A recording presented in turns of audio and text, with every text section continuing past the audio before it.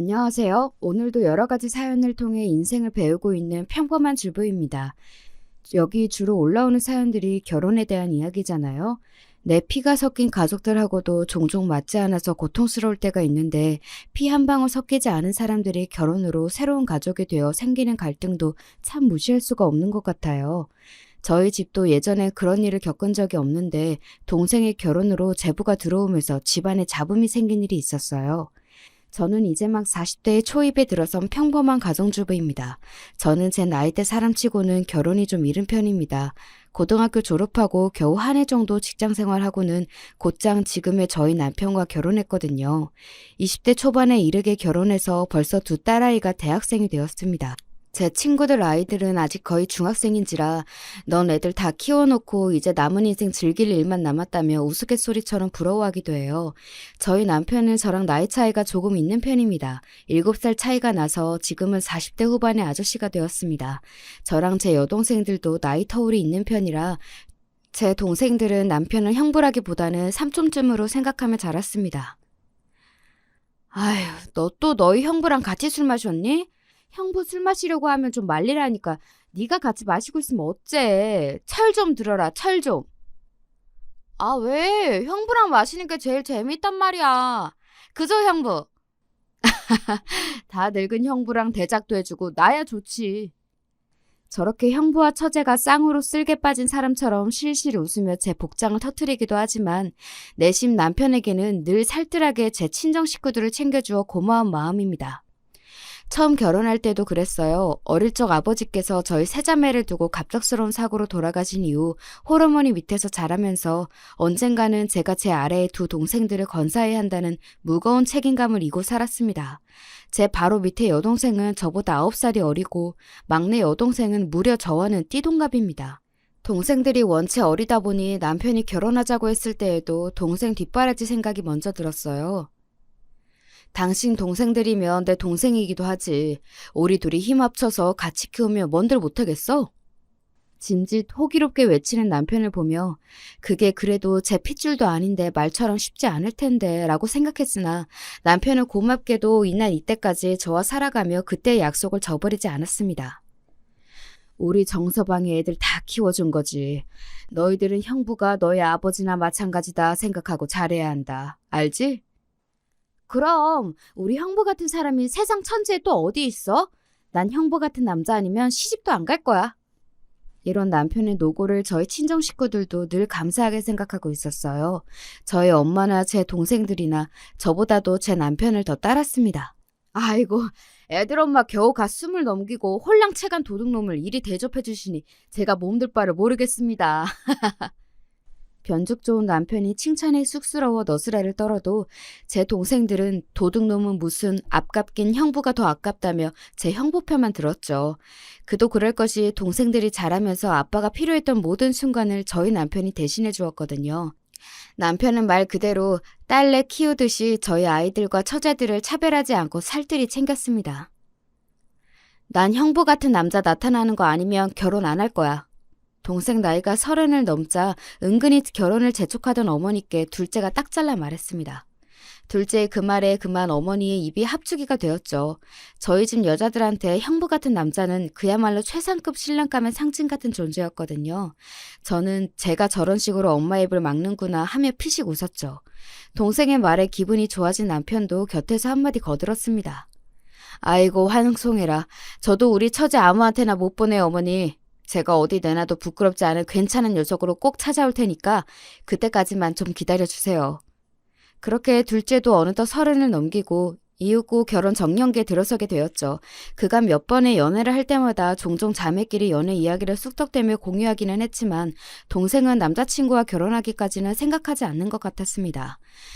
그럼 너는 결혼 생각은 아예 없어? 요즘은 그런 사람들도 많잖아. 꼭 그런 건 아닌데 얘랑 결혼까지 할 수 있나 생각하면 그런 생각은 들지를 않는다는 게 문제지. 나 진짜 그냥 하는 말이 아니라 보고 자란 게 있어 그런지 형부 같은 남자 아니면 굳이 결혼할 필요가 있을까 싶어. 그간 장난처럼 하던 말과는 달리 짐짓 진지하게 말하는 동생을 보며 생각보다 동생이 결혼에 대해 꽤 진지하게 생각해 왔구나 싶었죠. 조건 맞는 사람이야 어떻게 구하다 보면 찾을 수 있겠지만 마음 맞는 사람 찾는 건 쉬운 일이 아니었습니다. 저는 괜히 저까지 부담을 얹지 말고 옆에서 동생을 지켜봐 주자고 마음먹었습니다. 그래서 어느덧 30대 중반으로 들어선 동생이 갑작스럽게 결혼정보회사에 가입했다는 폭탄 선언에 온 가족이 깜짝 놀랐습니다. 아니, 내가 그렇게 결혼 소리를 해도 꿈쩍도 안 턴 게 갑자기 무슨 바람이 불었대? 언니, 아직 언니 그런 데 들어가기엔 그렇게 급한 거 아니지 않아? 너 그간 만나던 사람이 없던 것도 아니잖아. 연애 결혼 생각인 거 아니었어? 폭포수같이 쏟아지는 가족들의 질문 공세에도 동생은 태어났습니다. 그러더니 차분하게 가족들에게 답했죠. 그래, 그간 내가 연애를 안 해본 것도 아니고 만나보니까 처음엔 괜찮다 싶은 사람들도 오래 두고 볼수록 나랑 안 맞는 부분들이 더 보이고 꼭 오래 같이 지낸다고 결혼 생각이 들지도 않더라고. 그리고 나이가 문제가 아니라 결혼에 대한 목적이 같고 내가 결혼할 때 꼭 필요하다고 생각하는 조건 갖춘 사람을 만나려면 결혼정보회사 가입할 수도 있는 거지. 그럼 결혼은? 그동안 언니 결혼 생각 별로 없었잖아. 결혼 생각은 늘 있었어. 결혼할 사람이 마땅찮다는 거였지. 언니랑 형부 저렇게 보기 좋게 사시는 거 항상 보는데 아예 결혼 생각이 없었겠어? 그냥 나도 저렇게 살고 싶어진 것뿐이야. 결혼의 목적이 그런 거라면 더욱이 결혼정보회사 가입이 더 걱정스럽게 느껴졌습니다. 어찌됐든 마음이 통해 연애하던 사람과도 결혼할 마음이 안 들었는데 조건 보고 만난 사람과 잘 살 수 있을까 염려스러웠어요. 하지만 한번 마음먹은 것에는 번복이라고는 없는 동생의 고집을 알기에 섣불리 말을 보태기도 어려웠죠. 괜찮을까? 제가 둥글둥글한 성격도 아니고 조건 보고 만났는데 갈등이 생기면 사이 벌어지기도 더 쉽지 않겠어? 결혼정보 회사라니까 너무 본격적으로 느껴져서 그런 거지. 사실 처제만큼 배운 사람이 조건이야 어느 정도 맞는 사람이랑 결혼하는 게 좋긴 하겠지. 우리야 결혼정보 회사에 대해서 뭐 아는 게 없으니까 지레 짐작으로 더 걱정하는 걸지도 몰라. 처제 똑똑한데 자기 일 결정하는데 우리보다 더 깊게 생각했으면 했지. 자기도 그런 고민 안 하지 않았을 거야. 제가 걱정의 뜻을 비추자 남편이 제 걱정을 달래겠다고 말했습니다. 그래도 제 근심이 줄어들 기미가 보이지 않자 남편이 덧붙였어요. 혹여나 우리 처제한테 못 미치는 놈 만나게 되더라도 우리 둘이 이렇게 떡 버티고 있는데 뭐가 문제겠어? 처제한테 무슨 일이 있든 우리가 늘 처제 편이 되어줄 텐데. 안 그래?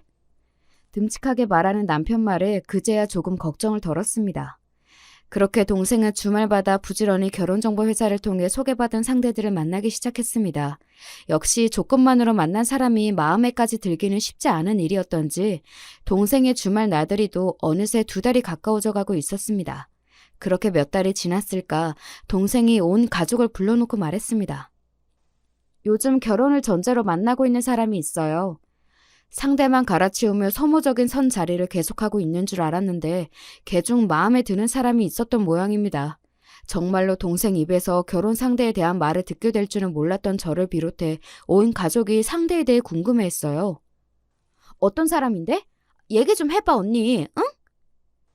명문대 나와서 지금은 대기업 다니고 있어. 졸업한 학교 수준도 그렇고 다니는 회사 수준도 그렇고 생각하는 거나 가치관이나 나랑 꽤 비슷해서 대화할 때 별로 걸리는 게 없어. 부모님도 노후 준비 다 되어 있다고 하시니 따로 부양한다고 준비할 필요도 없을 것 같고. 예, 그런 거 말고 성품은 어떤데? 뭐 그냥 깔끔해. 예의 바르고 선 지킬 줄 알고. 결혼하고 내 직장 생활이나 이런 거 터치 안 할 것 같고 서로 양보할 거 양보하고 지킬 거 지키면서 살 수 있겠다 싶은 정도? 평생을 함께할 동반자에 대해 이야기한다기보다는 꼭 사업 파트너 얘기를 하는 것처럼 들렸습니다. 또다시 걱정이 불쑥 고개를 들이밀었지만 괜히 나이 먹은 언니가 촌스러운 생각으로 초치는 건 아닌가 싶어 입을 다물었습니다. 여보, 당신 듣기에는 괜찮았어? 나는 왜 이렇게 영 불안한 마음이 가시질 않지? 아무래도 우리 때랑은 생각하는 게 다르잖아. 나도 손아래 동서는 좀 살가운 사람이었으면 내심 기대했나 봐. 그래도 우리가 세 사람 잘 보듬으면 가족으로 잘 지낼 수 있지 않을까?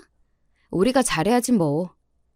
남편도 은근히 걱정하는 듯 했으나 결혼은 당사자 간의 문제이니 너무 저희 생각만 고집할 수도 없는 일이었겠죠.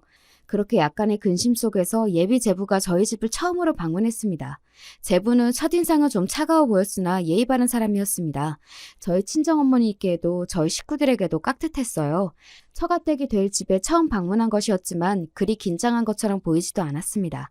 뭐랄까 새 가족이 될 사람들을 만나러 왔다기보단 업무상 거래처에 왔다는 느낌? 속으로 그런 생각이 들자 곧 새 식구 될 사람에게 이런 생각은 실례지. 내가 그간 미리 너무 걱정을 했는가 보다 마음을 고쳐먹었습니다. 온 가족의 식사까지 다 마치고 늘 그랬듯이 한 주간 있었던 이런저런 이야기들을 시작했습니다. 가만히 듣고만 있던 제부가 저희 남편에게 묻더군요. 그러고 보니 형님께서 어떤 일을 하시는지는 이 사람에게 자세히 들어본 적이 없어서 무슨 일을 하시는지 여쭈어도 되겠습니까? 아, 말 그리 어렵게 할 거 없어요. 곧 한 식구 될 텐데 편하게 해. 나는 간간히 사무도 보다가 공사일도 하다가 그래요. 주로 공사일을 하기는 하지만 내가 성격이 한 군데 진득하게 앉아있지를 못하는 편이라 몸 쓰는 게 편하기도 하고. 남편은 평소와 다름없이 속좋게 웃으며 이야기했지만 저는 기민하게 제부가 남편을 바라보는 눈초리가 달라졌음을 알아챘습니다. 곧 제부가 사회생활에 능숙한 사람답게 아무렇지 않은 척 태연하게 굴었지만 순간이라 할지라도 몸 쓰는 일 하는 사람을 대하는 편견 가득한 눈빛을 확인한 제 마음이 영 불편했습니다. 그때 어떤 사람인지 확실히 알아챘더라면 후에 그 난리는 겪지 않았을까 싶은 생각도 드네요. 제부가 돌아간 후 저는 걱정이 기우로 끝나지 않을 것 같다는 생각에 마음이 더 복잡해졌습니다. 당신 예비 제부랑 잘 지낼 수 있겠어? 자꾸 이런 식으로 생각하고 싶지 않은데 왠지 한 식구로 살갑게 지낼 수 있을 것 같지가 않아. 어허, 이 사람아. 곧 가족 될 사람한테 자꾸 그렇게 색안경 끼고 보면 안 돼. 생판 다른 인생 살다가 결혼으로 엮이게 되는 인연인데 어디 그렇게 쉽게 가족이 될 수 있겠어? 처음엔 조금 어려워도 손윗 사람인 우리가 더 신경을 써야지. 무엇보다 똑부러진 우리 처제가 고르고 고른 신랑감인데 너무 그러지 마. 저보다는 저희 남편 때문에 더 걱정인 건데 이런 제 속을 아는지 모르는지 남편이 오히려 저를 달래려 들었습니다. 그렇죠. 이미 제 동생이 결정한 건데 제 감이 안 좋다는 이유만으로 이 결혼에 회방을 놓을 수는 없는 노릇이고 그저 동생 시집 보내는 언니의 주책맞은 생각이겠지. 저도 다시 마음을 달랬습니다. 처음부터 결혼을 전제로 한 만남이어서 그런지 양가가 결혼을 결정하기가 무섭게 일정이 빠르게 진행되었습니다. 동생의 신혼집은 저희 집에서 그리 멀지 않은 아파트로 결정이 났어요. 동생과 제부의 직장 모두와 가깝기도 했고 제부의 본가가 지방인 탓에 그 근처는 아예 고려 대상이 아니기도 했고요. 그때까지만 해도 집도 가깝고 저희 부부도 부부지만 저희가 친정 어머니를 모시고 있었기에 동생도 결혼 전에는 자취를 하면서도 뻔질나게 저희 집을 드나들었습니다. 그래서 당연히 동생과 결혼한 후에는 제부와도 자주 볼 수 있을 거라고 생각했죠. 예, 제부는 요새 많이 바쁘니? 신혼여행에 다녀와 양가의 인사를 드린 이후로 한 달이 다 되어 가는데 그 후 제부의 얼굴을 본 적이 없었습니다. 동생과 제부 둘 다 나타나지 않으며 결혼한 지 얼마 안 되어 회사 다니느라 새로운 생활에 적응하느라 바빠 그런가 보다 생각했을 텐데 동생은 결혼 전과 마찬가지로 여전히 자주 집에 들렀거든요. 이제 결혼도 했는데 매번 혼자서 친정집을 찾는 동생 모습이 마음에 걸리기도 했습니다. 그거 말인데 그러지 않아도 식구들한테 미리 얘기해둘 게 있어. 짐짓 무게를 잡는 동생의 모습에 다들 귀를 기울였습니다. 내가 결혼 전에 우리 집 분위기를 미리 얘기해뒀거든. 형부는 우리랑 피는 섞이지 않았지만 우리 자매한테는 일찍 돌아가신 아버지 되시느라 지금껏 가족으로 살아왔다고. 그랬더니 미안하지만 자기는 성인이 되어서 결혼으로 만나게 된 인연인데 서로 간의 예의는 지키더라도 그렇게 원래 자기 가족처럼 살갑게 지낼 수 있는 성격은 아니라고 솔직하게 얘기하더라고. 뭐 나도 형부처럼 남편도 우리 식구들이랑 가족처럼 지낼 수 있다면 가장 좋긴 하지만 애초에 서로 따질 거 다 따져가며 만난 사이인데 내 생각만 너무 밀어붙일 수도 없고 그래도 자기가 처가에 그렇게 살뜰하게 신경 못 쓰는 대신에 나한테도 자기 식구들한테 그렇게 안 해도 된다고 서로 잘 얘기했어. 논리적으로야 잘못된 말은 아니지만 그래도 시작부터 제부로부터 가족으로 받아들여지길 거부당한 기분이 드는 것도 사실이었습니다. 저희 친정어머니도 대놓고 뭐라고 말씀을 못하시면서도 서운한 기색은 숨기질 못하셨어요. 그래도 결혼이라는 게 두 사람만 엮이는 일이 아닌데 서로 집안의 얼굴도 비추고 그러는 게 순리지. 처음 만나는 사람인데 누구라고 그런 게 어렵지 않겠어? 다른 사람들도 그런 게 쉬워서 그러고 사는 게 아닌데. 동생이 집으로 돌아간 뒤 결국 어머니께서 그간 쌓인 서운한 감정이 쌓이셨는지 참지 못하고 한 소리 하셨습니다. 그 와중에도 제 딸 생각도 크게 다르지 않다고 하니 강하게 말씀을 못 하시는 모습에서 괜히 제가 죄송스러운 마음이 들었습니다. 엄마, 어디 사람 생각이 다 우리 같게 하겠어요? 우리처럼 사는 사람들이 있는 거면 제부같이 생각하는 사람들도 있는 거겠지. 그렇다고 뭐 우리랑 척을 지겠다고 하는 것도 아니고 할 도리는 다 한다고 하니 우리는 그동안 살던 것처럼 살면 그만이야. 어머니를 위로하겠답시고 한 말이었으나 제 입으로 뱉으면서도 저 스스로도 그리 받아들여지지는 않았어요. 저도 제 식구 들어올 생각에 은근히 기대를 하고 있었나 봐요. 우리 때랑은 다르니까 이해해야지 하면서도 솔직히 좀 거리감이 생기는 건 사실이네. 나도 나인데 엄마 때문에 더 속상해. 에휴, 그러게. 장모님하고라도 좀 살갑게 잘 지내면 좋았을 텐데. 우리가 더 잘하면 되니까 당신도 너무 속상해하지 마. 당신은 괜찮아? 당신 나한테 장가들고 근 20년 만에 동서 생긴다고 은근히 좋아했잖아. 이 집에 죄다 여자들 뿐이니 같이 술도 마시고 낚시도 가면 딱 좋겠다면서 기대한 거 내가 뻔히 다 아는데. 낚시야 당신하고 가도 되고 처제들이 매번 술친구 잘해주는데 뭐 내키지 않아 하는 사람한테 자꾸 다가가는 것도 내 생각만 하는 건 아닌가 싶어. 어찌됐든 시간 좀 지나면 서로 익숙해지겠지. 그렇게 세 사람이 들어왔지만 저희 가족 지내는 모습은 예전과 별다르게 변한 것이 없었습니다.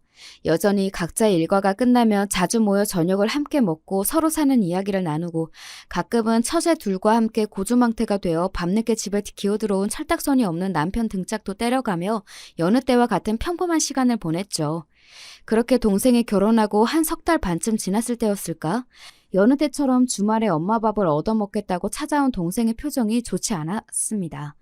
물론 자기 딴에는 표정 관리를 한다고 하긴 했는데 저와 제 남편이 거의 키우다시피 한 동생의 표정 하나 읽지 못할 리가 없었죠.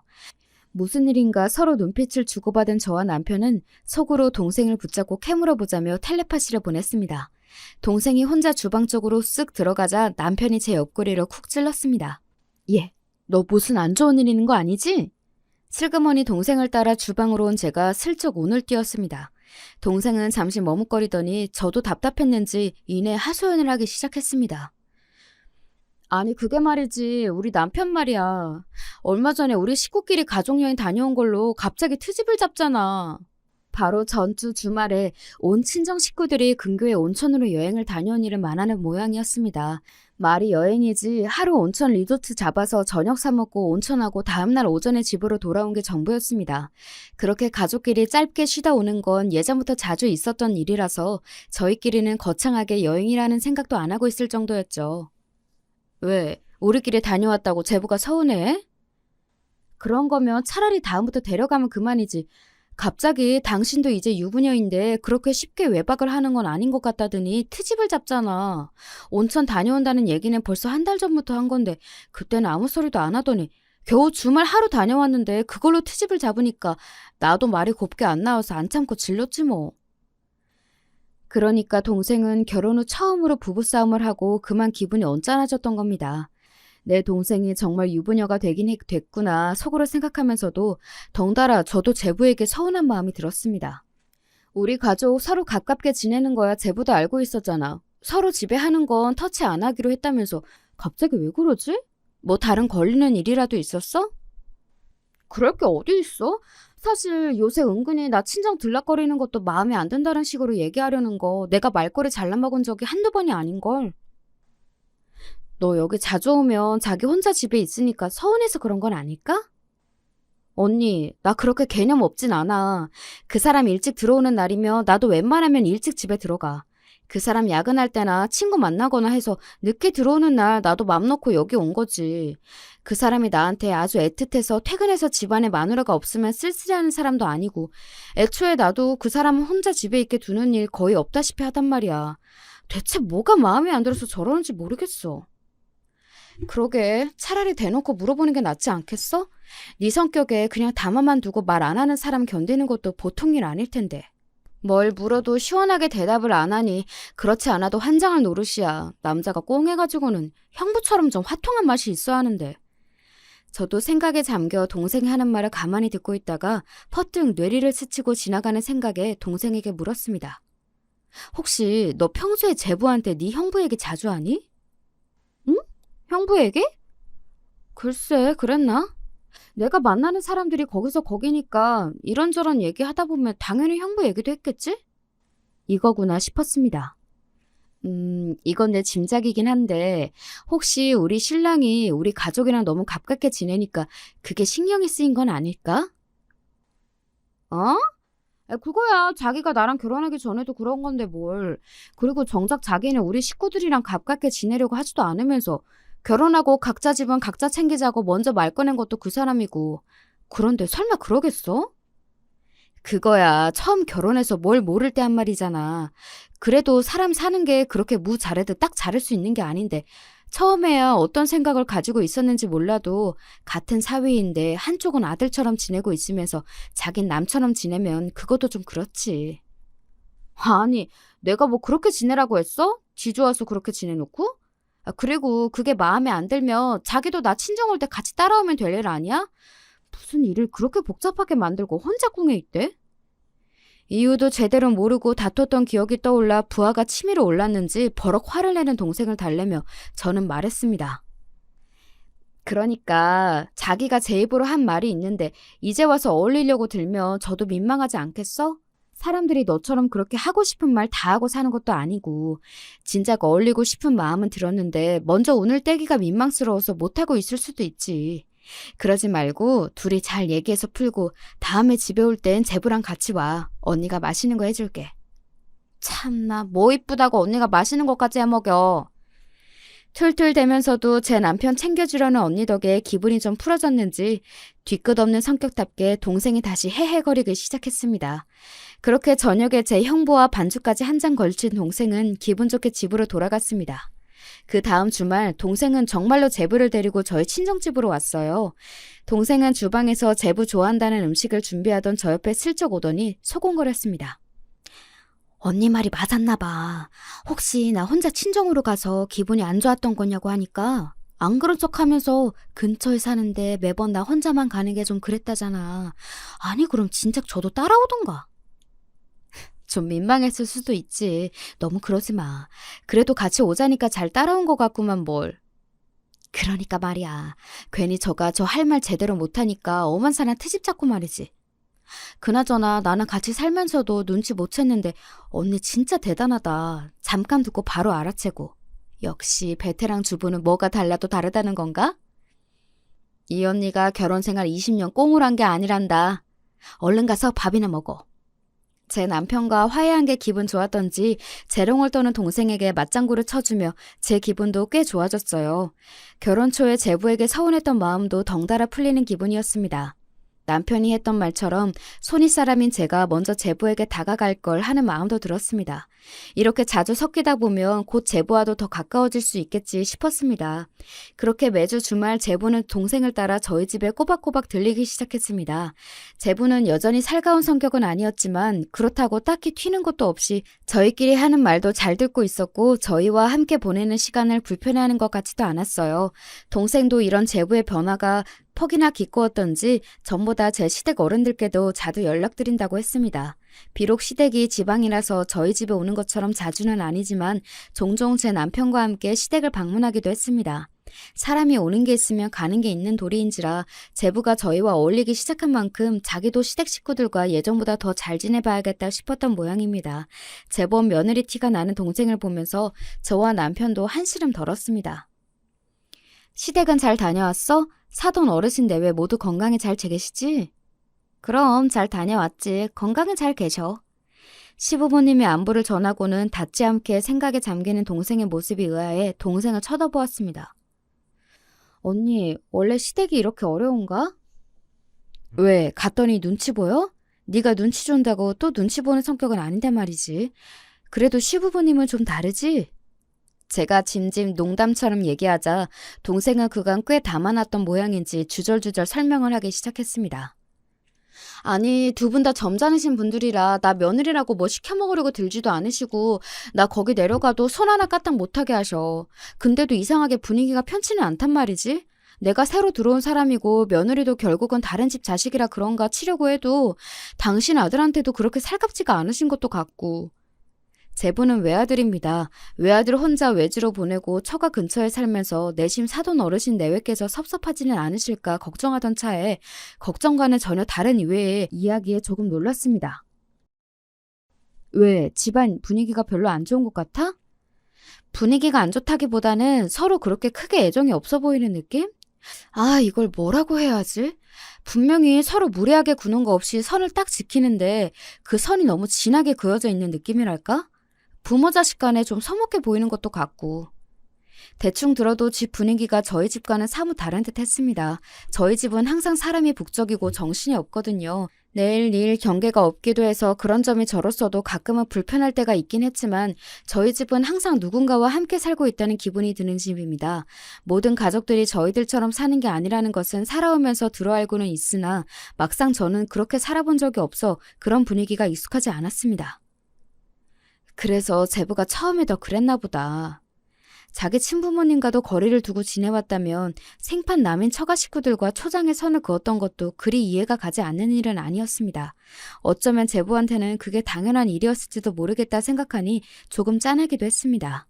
동생 내외가 돌아가고 저녁에 남편과 둘만 남자 오늘 동생과 나눈 이야기를 전해주었습니다. 본인이 그렇게 잘하다 보니 절에 우리 집 같은 분위기에 더 경계를 했던 모양이야. 당신 말이 맞아. 내가 그래도 명색이 손윗 사람이고 어른인데 너무 우리 입장만 생각해서 선입견을 가지고 제부를 받나 봐. 앞으로 더 신경 써야겠어. 그러게 나라도 더 신경을 썼어야 하는 건데 다른 식구들은 전부 여자니까 더 편하게 어울릴 수 있게 내가 더 잘해야겠어. 제부한테 그런 사정이 있을 줄은 몰랐구먼. 사람 좋아하는 저희 신랑답게 제부에게 잘해줄 생각에 만만한 모습에 그만 웃음이 터졌습니다. 저를 달래느라고 그간 부지런히 제부 편을 들어주긴 했지만 남편도 손아래 동서가 생기면 이것도 해야지 저것도 해야지 기대가 많았던 터였습니다. 처음엔 다소 엇갈리긴 했어도 저와 결혼한 이래 처음 맞이한 남자 식구와 잘 어울릴 생각에 남편도 들떴겠죠. 그렇게 제부를 향한 남편의 일방적인 시대기가 시작되었죠. 동서, 혹시 낚시 좋아해? 이 근교 멀지 않은 곳에 붕어 진짜 잘 낚이는 곳이 있거든. 이게 진짜 손맛이 장난이 아니야. 어때? 생각 있어? 술은 좀 하는 편이야? 아니, 꼭 술 잘 못 마셔도 괜찮아. 나랑 처제들은 가끔 한 잔씩 같이 하거든. 그냥 마시는 거 먹으면서 이야기나 하는 거지 뭐. 신이 난 남편이 거침없이 들이댔지만 제부는 아직은 조심스러운지 반응이 영 맞듯이 않았습니다. 제부한테 너무 치대지 마. 아직 좀 불편해 보이던데. 그냥 다 같이 잘 어울리게 내버려둬. 내가 너무 들이댔나? 알았어. 동서 같은 사람은 또 처음이라 어떻게 다가가야 할지 감이 잘 안 오네. 앞으로는 너무 부담 안 되게 그냥 다 같이 어울려야겠다. 몇 번의 거절에도 씩씩한 성격답게 주눅들지 않고 남편이 대수롭지 않게 말했습니다. 저는 말은 그렇게 해놓고서도 그래도 한 번쯤은 남편에게 어울려주지 제부에게 조금은 서운한 마음이 들기도 했어요. 이러지 않기로 다짐해놓고 자꾸 서운함이 불쑥불쑥 올라오는 걸 보니 나도 팔이 안으로 굽나 보다 싶었습니다.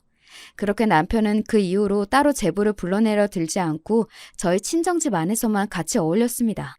제부는 묘하게 다른 식구들에게는 경계심이 많이 사그라든 것 같았는데 유독 저희 남편에게만은 아직 경계심을 풀지 않는 것 같았습니다. 더 자세히 말하면 제 남편과 다른 식구들이 지내는 모습을 조금 떨어져서 관찰하는 느낌이었어요. 어머니, 다 됐습니다. 이제 잘 돌아가죠? 아이고, 이게 이제야 되네. 용하다 정말. 내가 우리 정서방 없으면 아무것도 못하는 천지로 살 거다. 고맙다 정서방아. 아이고, 우리 어머니 별소리를 다 하셔. 형부, 나 꼼장어 먹고 싶어요. 이번엔 우리 맨날 가던 데 말고 삼거리에 새로 생긴 포장마차 가요. 거기 꼼장어 잘한대. 우리 막내 처제 또 술 땡겨? 이번엔 어느 놈이 또 우리 처제 속을 뒤집나? 내가 회사 한번 가서 엎어줄까? 응, 진짜 한번 엎어줘. 내가 이것들 언젠가는 뒤통수 치고 만다, 진짜. 그간 집안의 남자라고 남편 하나뿐이었다 보니 어머니가 찾는 소리에 처제 술 사달란 소리에 남편은 늘 눈코 뜰 수 없었습니다. 저희 엄마나 동생들이나 무슨 일만 나면 전부 정서방, 형부 찾기 바빴죠. 형님은 처가 식구들이랑 참 잘 어울리시는 것 같아요. 좀처럼 먼저 말 붙이는 일이 없는 제부가 뜬금없이 하는 말에 조금 놀랐습니다. 아, 애 아빠야 뭐 나한테 장가오고 지난 20년간 고생이 많았죠. 홀로 되신 장모님의 그땐 동생들도 다들 어렸고 요새도 처가살이하는 사람들 잘 없는 판에 우리 엄마 모시고 동생들까지 다 키웠으니 내 남편이지만 보통 일은 아니잖아요. 그러니 우리 엄마도 그렇고 동생들도 그렇고 자꾸 애 아빠를 찾나 봐요. 내심 우리 남편 좀 잘 봐줬으면 하는 마음의 한 칭찬이었는데 제부의 표정이 썩 좋지 않았습니다. 괜히 오버했나 싶었죠. 제부가 좀처럼 살갑게 어울리지 못하는 저와 다르게 처가 식구들과 한 몸처럼 어울리는 제 남편을 의식하고 있다는 것은 진작 눈치채고 있었습니다. 괜한 걸 건드렸나 싶어 서둘러 말을 덧붙였죠. 이제 제부도 우리 식구가 되셨으니 금세 저 사람처럼 어울릴 수 있을 거예요. 우리 식구들이 또 그런 거 하나는 참 잘하거든. 아이가 저를 찾는 통에 대화는 그 자리에서 마무리되었습니다. 저도 별 생각 없이 넘기기도 했고요. 일이 심상치 않게 돌아가는구나 싶었던 건 그로부터 얼마 지나지 않았을 때였습니다. 그날도 남편은 제 동생이 가져온 드라이기를 고쳐주겠다고 씨름하고 있었습니다. 됐다. 이쪽에 나사가 느슨해져 있었네. 이거 꽤 오래 썼지? 어머, 아침까지만 해도 안 되더니 멀쩡하게 잘 돌아가네? 거봐, 아깝긴 버리긴 왜 버려. 역시 형부 손에 들어가면 안 고쳐지는 게 없다니까. 또 제 형부랑 쿵짝이 맞아 신나게 제잘되는 동생 목소리를 들으며 오늘도 평소 같다고 생각하던 중이었습니다. 아무래도 몸 쓰는 일 하시는 분이니 기계 고치는 일에는 이골이 나셨겠지. 어? 답지 않게 날선 제부의 말투에 신나게 떠들던 동생이 좀 당황한 것 같았습니다. 드라이기 그거 뭐 얼마나 한다고 아침부터 사람을 붙잡고 귀찮게 굴더니 그냥 새로 하나 사면 될걸. 그걸 또 고쳐서 쓰겠다고. 아니, 고칠 수 있으면 고쳤으면 좋지. 무슨 말을 또 그렇게까지 해? 사람이 각자 잘하는 게 있는 거지. 그거 안 된다고 사람을 무슨 천치 취급을 하더니 기어이 그 고물을 여기까지 싸들고 오고. 아니, 그동안 뭐 망가지면 형부가 다 잘 고쳐줬으니까 그러지. 못 고치면 또 몰라도 할 수 있는 사람이 있는데 그럼 그걸 버려? 이 사람이 물건 아까울 줄도 모르고. 갑작스레 훅 들어온 시비에 가만히 참고 있을 성격이 아닌 동생 목소리가 높아졌습니다. 지금 내가 물건 아까운 줄 몰라 이래? 나야 내도록 공부만 하고 대기업에서 사무직 하는 사람이니 기계 정도야 모를 수도 있지. 겨우 그딴 걸로 이렇게 사람 대우를 다르게 해? 이러다 큰 싸움으로 번지지 싶어 저와 제 남편이 끼어들어 둘을 뜯어 말렸습니다. 아이고, 너는 제부한테 말을 왜 그렇게 해? 그만해. 그래, 처제 너무 그러지 마. 나야 나이 먹고 할 줄 아는 게 이런 것밖에 더 있나. 동서같이 똑똑한 사람이 또 어디 있다고 아침부터 타박을 했어? 그러지 말고 둘이 풀어, 응? 그래도 손윗 사람 앞에서 계속 큰 소리를 내기는 민망했던지 싸움은 멈췄지만 둘 다 화가 풀리지는 않았죠. 그날은 그렇게 종일 두 사람 사이에서 눈치를 보다가 하루가 다 가버렸습니다. 저녁에 그날 하루의 일을 다시 생각해보니 은근히 기분이 좋지 않더라고요. 그 당시에는 난생 처음 목도하는 동생의 부부싸움에 정신이 없어 지나갔으나 자기도 모르게 제부가 남편을 은근슬쩍 깔보고 있다는 생각이 들었습니다. 몸 쓰는 일 하시는 분이라니요. 말이 좋아 점잖게 표현해서 그렇지 저는 많이 배우고 대기업 다니는 잘난 사람이고 저희 남편은 배운 거 없어 힘쓰는 일에서 빌어먹고 사는 사람이다 이거 아닙니까? 그간 제부가 묘하게 저희 남편에게 날이 서 있었다는 건 알고 있었지만 이건 또 다른 문제였습니다. 당신, 앞으로 제부 앞에서 당신 깎아내리지 마. 응? 내가 언제? 당신은 할 줄 아는 게 그것뿐이라니. 동서는 많이 배운 똑똑하고 잘난 사람이라느니 했잖아. 제부 안 그런 것 같으면서도 당신 공사일 한다니까 태도가 영 불량한 것 같단 말이야. 진짜 기분 나쁜 것도 하루 이틀이지. 져주지 마 당신. 아이고, 난 또 뭔 소린가 했네. 아까 낮에 한 말 때문에 그래? 둘이 싸우는 거 말린다고 한 소리잖아. 그리고 내가 뭐 무시한다고 얌전하게 무시받고 있을 성격이야? 별 걱정을 다 하십니다, 마나님. 평소처럼 유들유들하게 넘기려드는 남편에게 제가 더 마음이 달아 잔소리를 했습니다. 아, 정말 그렇게 장난처럼 넘기지 말고. 아랫사람이라고 다 봐주는 거 아니야. 다음에 한 번이라도 더 당신한테 그렇게 예의 없는 소리 하면 그땐 내가 뒤집어 엎을 거야. 그런 일이 있으면 뒤집어도 내가 뒤집어. 내 마누라한테 내 대신 뒤집게까지 안 만드니까 걱정은 붙들어 매시오. 둥글둥글 사람 좋아 보이는 남편이지만 거친 인부들 사이에서 20년이 넘게 일해온 베테랑이었습니다. 보기보다 눈치가 기민한 남편이 제부의 삐딱한 태도를 눈치채지 못했을 리가 없죠. 그간 제부가 우리 식구들과 잘 어울리지 못했기도 하고 본인이 더 어른이니 더 참아준 것도 분명 있었을 겁니다. 그렇지만 저한테도 제 남편이 가장 중했습니다. 다시 한번 그랬다가는 정말 혼쭐을 내주리라 작심하며 제 기분을 풀어주겠다고 옆에서 재롱을 떠는 남편 말을 한 귀로 흘렸습니다. 다음 주말 어찌어찌 저들끼리는 풀었는지 동생과 제부가 함께 저희 집에 왔어요.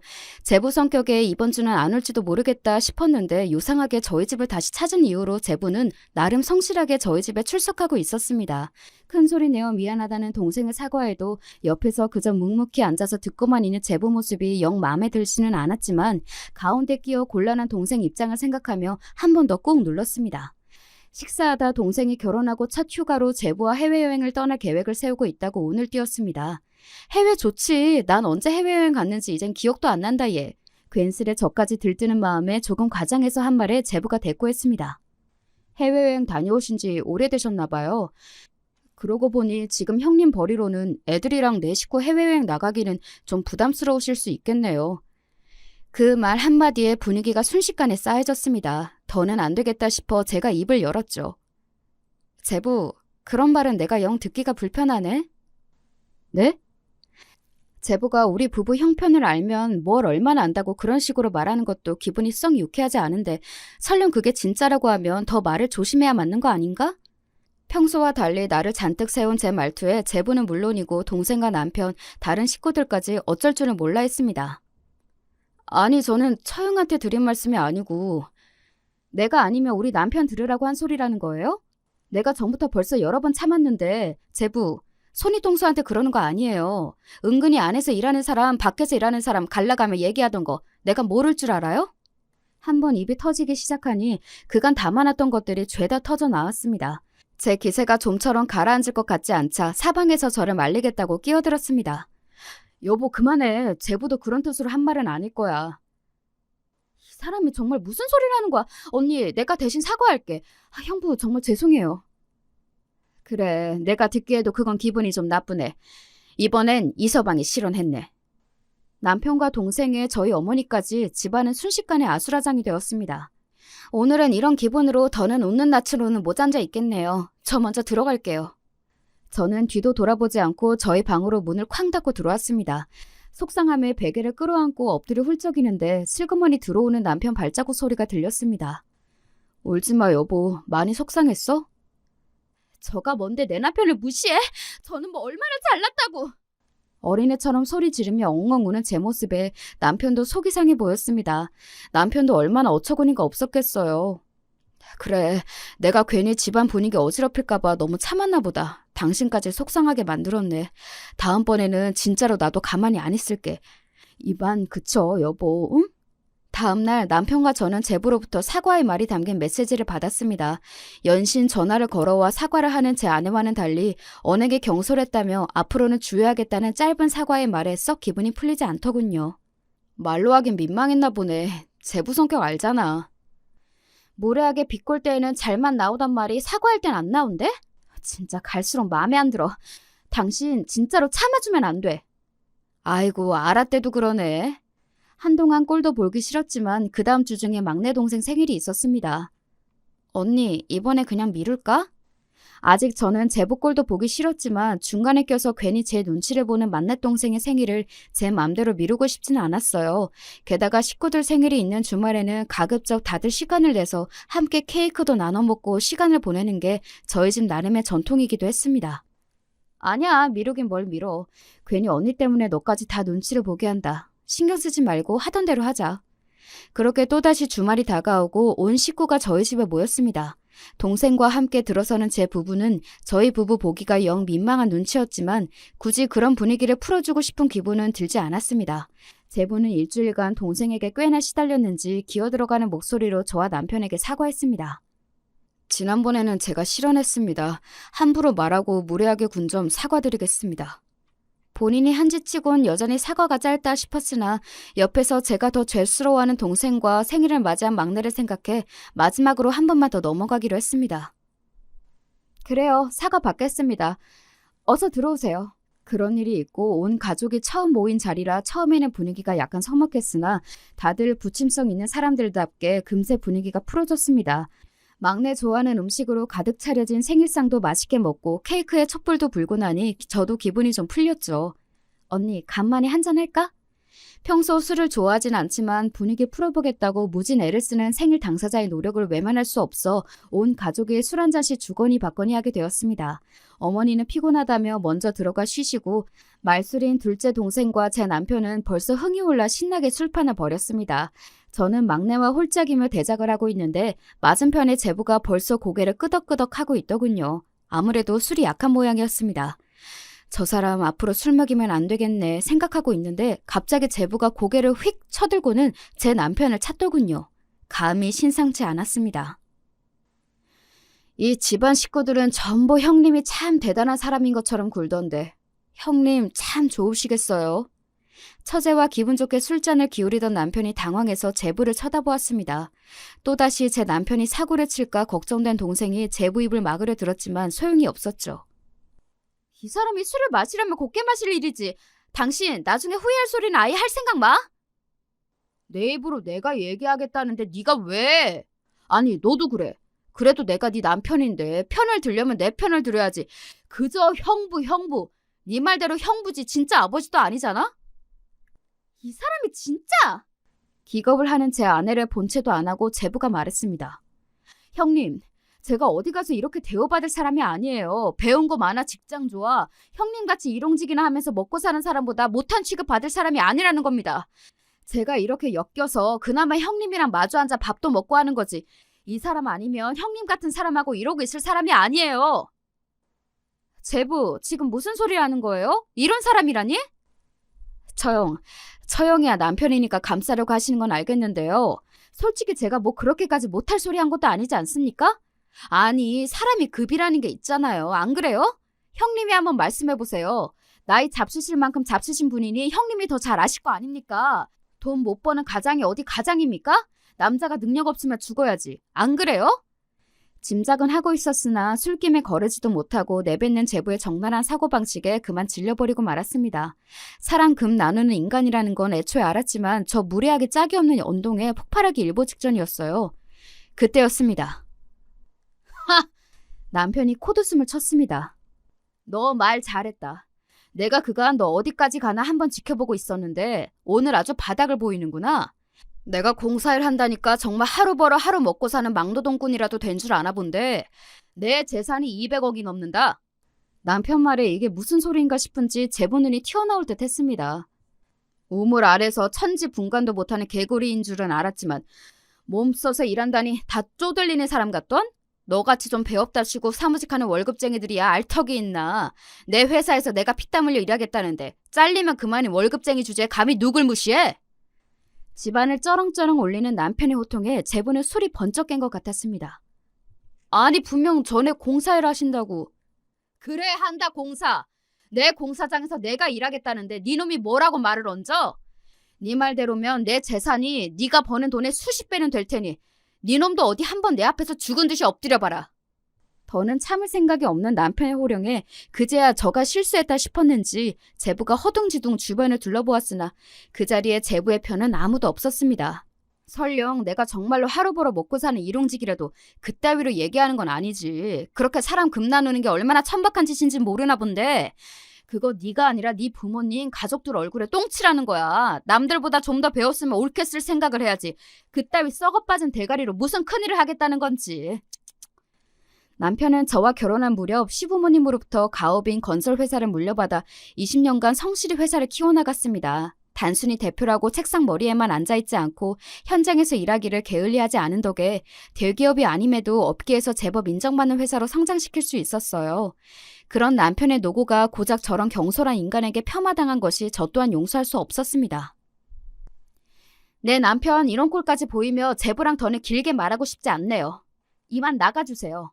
처음에 제부가 말한 것처럼 그저 할도리만 하는 사이로 지냅시다. 뒤늦게 제부가 제가 실언했다 진심이 아니었다며 횡설수설했지만 이미 버스는 떠났습니다. 연신 저희 부부에게 사과하며 제 남편을 잡돌이하던 동생이 이윽고 제부와 함께 사라졌어요. 정말 별일은 다 겪는다. 내가 미안해, 여보. 아니, 당신이 뭐가 미안해. 당신 맘 쓸 거 없어. 사정도 모르면서 저렇게 남 깔보려는 사람 한두 번 본 것도 아니고. 나는 암시롱도 안 씁니다. 고사에 평소처럼 제 기분을 풀어주려고 능청을 떠는 남편을 보며 그래도 남편이 저런 헛소리에 마음 다칠 만큼 모른 사람이 아님을 다행스럽게 여겼습니다. 제부가 저희 집에서 더 이상 설 자리가 없어진 건 당연한 수순이었습니다. 저희 남편이 세상에서 가장 좋은 남자인 줄 아는 저희 식구들은 저보다도 더 제부에게 분노했습니다. 뒤늦게 제부가 납작 엎드리며 사과했지만 모르면 몰라도 그 시꺼먼 속을 아는데 제부를 여전처럼 대할 순 없었죠. 이제 제부는 사위 대접은커녕 사람 취급도 제대로 못 받으며 전에 없이 싸늘한 처가 식구들 앞에서 바짝 쪼그라들었습니다. 그 이후로 제부는 제 동생에게 꽉 쥐어잡혀 살고 있습니다. 나한테 아버지나 마찬가지인 형부에게 그딴 짓을 해놓고도 내가 가만히 있을 줄 알았느냐. 너 같은 놈이랑은 안 산다며 길길이 날뛰는 동생을 제부가 이길 주제가 못 되었으니까요. 그러게 착하게 살았으면 좀 좋아. 속으로 조금 고소해했습니다. 집에 새 사람 들이기가 참 쉽지가 않네요. 여러분은 부디 좋은 사람들만 만나시길 바라며 이만 이야기 마칠게요.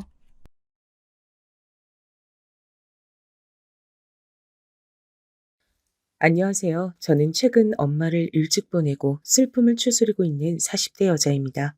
제 나이가 40이라 하면 많은 분들이 유추하셨겠지만 저희 엄만 비교적 일찍 세상을 뜨셨습니다. 그 사실이 참 아직도 가슴이 아픈데요. 다행히 남편이 옆에서 잘 위로해 주어 이 시기를 지나고 있습니다. 오늘은 평소 듣는 사연 채널에 우리 남편 얘기도 해볼 겸 시아버지 얘기도 해볼 겸 적어보게 됐는데요. 집집마다 다 각자의 사정이 있다고 하지만 저희 집도 마찬가지였답니다. 그 수준이 너무 지나쳐 어떻게 해야 하나 고민도 갈등도 참 많았죠. 그러다 친정엄마의 장례식 날 빵 터져버린 겁니다. 어떤 얘기인지 지금부터 자세히 들려드릴 건데요. 우리 채널의 인생 선배님들께서 부디 꼭 끝까지 들어주신다면 감사하겠습니다. 먼저 저는 3남매 중 막내딸로 태어나 자랐습니다. 그리고 남편을 만나게 되었는데요. 남편은 외동에 형제 하나 없이 자랐다고 하더라고요. 저희 때만 해도 외동이라는 건 드문 케이스였는데 남편이 외동이란 걸 알게 된 순간 깜짝 놀랐습니다. 왜냐면 남편은 겉으로 보기에 사람들과 잘 어울렸고 유하고 부드러운 성격이었거든요.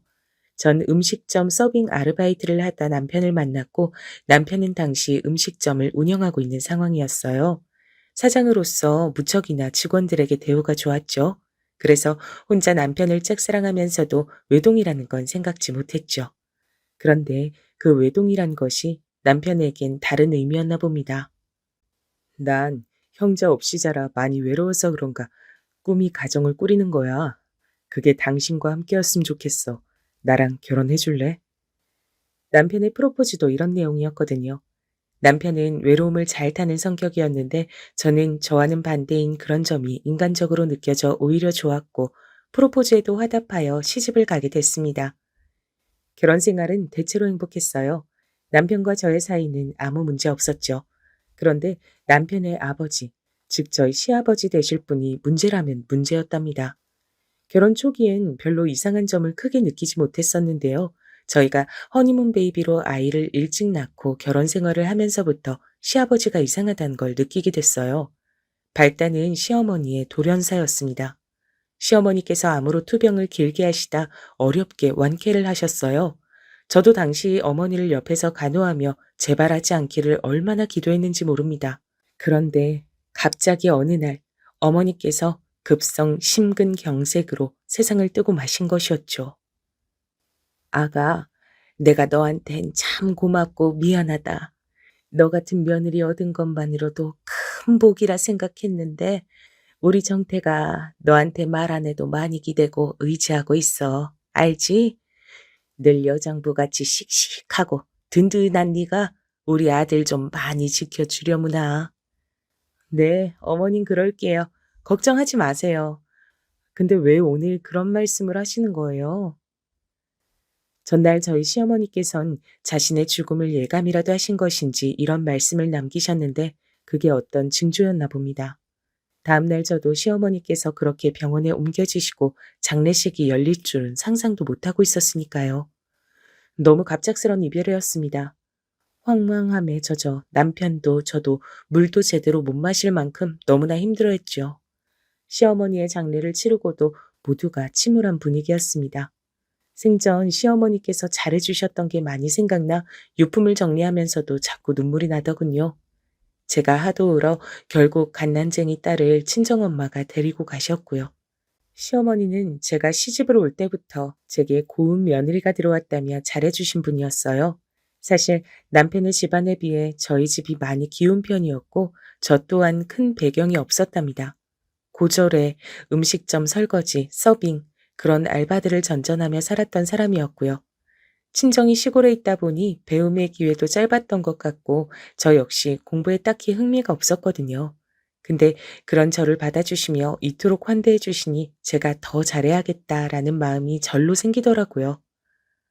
어머님, 저 왔어요. 어머님 좋아하는 과일 사들고 왔어요.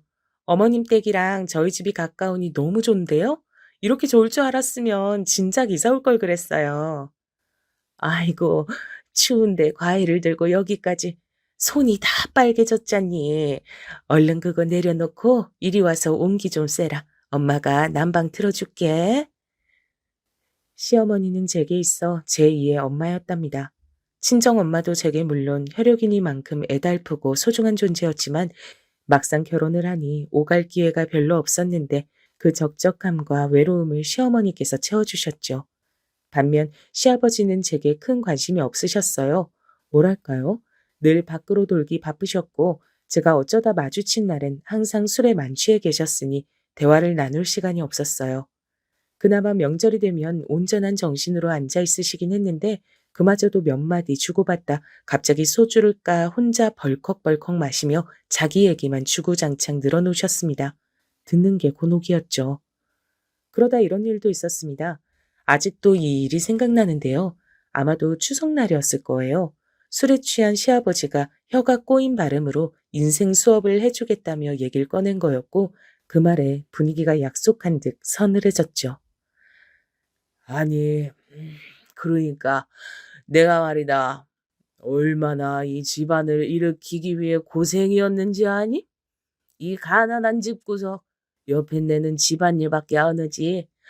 허기야, 여자가 할 줄 아는 게 뭐가 있었겠어. 내가 이 모든 가족을 다 짊어지고 한 계단 한 계단 오른 거야. 자식놈 교육비에 생활비에 다 책임지고 그 무게가 얼마나 견디기 힘들었는지 죽고 싶었던 적이 한두 번이 아니었다. 며느라가 너도 알 건 알아야 해서 말하는 건데 내가 정태 저놈 저거 저렇게 사람 만들어 놓느라 아주 큰 고생했다. 아, 네, 그럼요. 아버님 알아요. 여보, 며느리도 있는데 술은 그만 잡수시고 이제 다른 얘기로 넘어가요. 아이고, 옆에 나 왜 이렇게 눈치 없이 껴들어? 남편이 말하는데 그냥 듣고나 있어. 내가 우리 며느라가한테 얼마나 고생해서 이 아파트 장만하고 애 키우고 마누라 건사했는지 말하는데 내 말이 웃어? 웃음냐고? 아, 술맛 떨어지게 하는데 뭐가 있어 진짜. 이때 남편과 시어머니의 표정이 무척 안 좋았습니다. 거기다 시아버지의 태도는 대놓고 시어머니를 무시하는 식이었죠. 아무리 옛날 분이라고 해도 사실 옛날 분도 아닌데 그런 태도는 좀 너무하다 싶었죠. 저도 모르게 두 사람 눈치를 보았습니다. 남편은 그의 혼잣말로 언제 아버지가 그런 고생을 했다고 하고 속삭이더라고요. 미안해요. 내가 주책맞게 껴들었네요. 알았어요. 당신 얘기해요. 시어머니께서 사과를 하시고 나서야 분위기가 조금 사그라들었고 시아버진 다시 기분이 좋으신지 주저리 자기 얘기를 시작하셨습니다. 근데 웃긴 건 시아버지가 이 말을 한 지 얼마 되지 않아 재산의 상당 부분을 잘못된 투자로 날려버리셨단 겁니다. 자신이 그렇게 될 줄도 모르고 저런 재산 얘기를 꺼낸 것이었겠죠. 전 철석같이 그 말을 믿고 있었고요.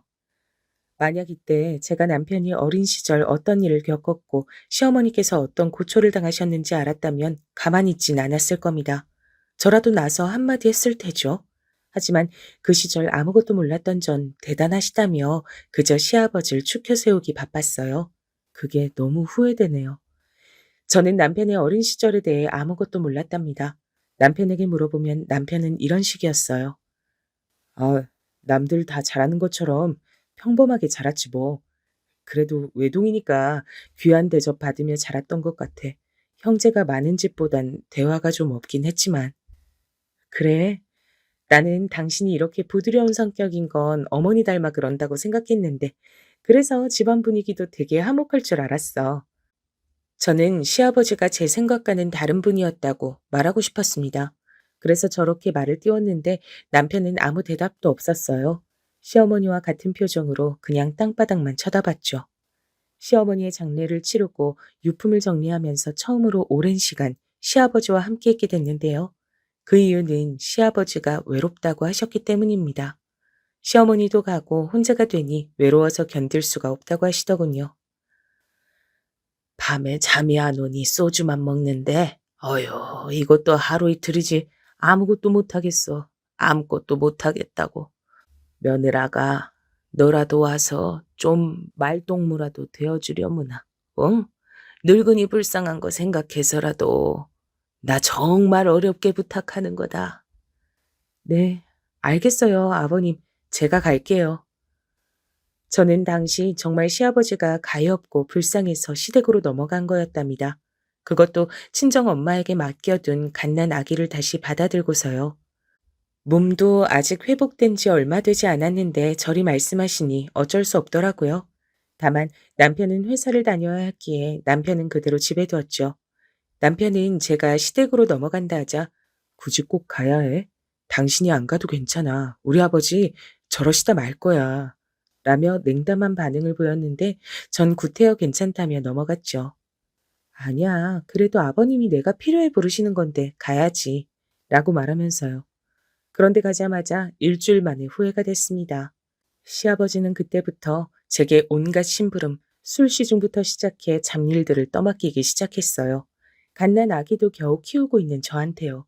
마치 이것을 노린 듯 제가 오자마자 반짝 환한 표정을 지으시며 제가 해야 할 목록을 적은 수첩을 넘겨주시더라고요.